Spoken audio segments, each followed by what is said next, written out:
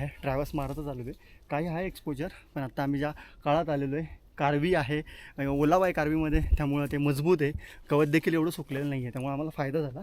आणि इथं असंच आता वरच्या त्या कोलमध्ये निघायचं आहे आम्हाला. आपण आहे की नाही आता ऑलमोस्ट शेवटच्या टप्प्यात येऊन पोहोचलेलो आहे, पण आता अंधार होत चाललेलं आहे.